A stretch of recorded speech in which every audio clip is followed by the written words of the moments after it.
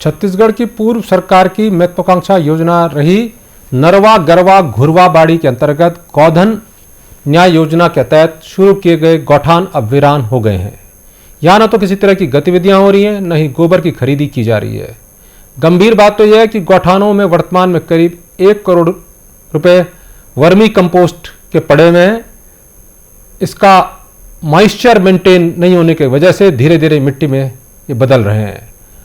अगर लोगों की माने तो जल्दी इस पर फोकस नहीं किया गया तो ये सड़ भी सकते हैं, जबकि लगभग 50 लाख की कीमत के गोबर अभी भी यहाँ पड़ा हुआ है।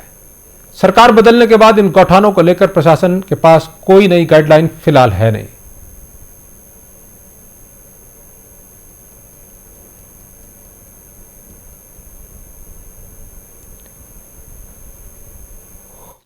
देखिए, ग्राम पंचायत के स्ट्रक्चर जो है वो उनकी जिम्मेदारी होती है, उनको मरम्मत करवाने योग्य है या फिर जिस उपयोग में किया जाना है तो उस प्रकार से उसका उपयोग किया जाएगा।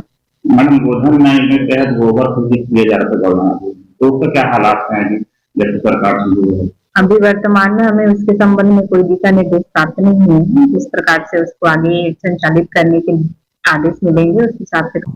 छत्तीसगढ़ सरकार, भूपेश सरकार के जो पूर्व सरकार था, उनकी महत्वाकांक्षी योजना नरवा गरवा घुरवा बाड़ी अब सिर्फ पन्नों पर नजर आ रही है।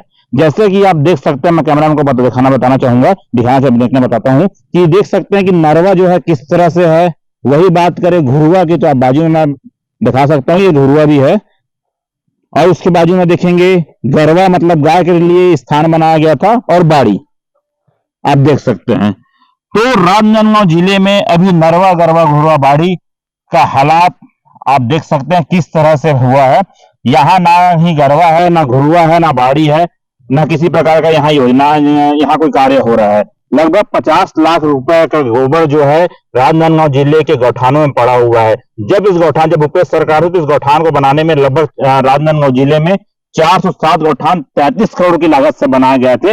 लेकिन अभी वर्तमान में जो नई सरकार आई है, विष्णुदेव सरकार में, उस पर अभी गौठानों में किसी प्रकार का कार्यविधि नहीं हो रहा है। वहीं भूपेश सरकार ने एक योजना गोधन न्याय योजना लाई थी, जिसमें 2 रुपए किलो के हिसाब से गाय को गोबर को खरीदना था और गाय के गोबर से वर्मी कंपोस्ट खाद बनाकर किसानों को बेचना था। लेकिन इस स्थान पे अगर हम जा रहे हैं, गौठानों पे जा रहे हैं, तो नजर आ रहा है कि लाखों रुपए का जो गोबर है वो पड़ा हुआ है और पड़े पड़े वो सड़ चुके हैं, जिससे यह लिखता है कि शासन का जो पैसा है किस तरह से बहाया गया है और इस पर किसी भी तरह की कार्यविधि नहीं की गई है। वहीं अधिकारियों की माने तो अधिकारियों का कहना है कि अभी तक के शासन में सरकार के द्वारा इस पर किसी प्रकार की गाइडलाइंस नहीं मिली है और इस पर कोई कार्य नहीं किया जा रहा है।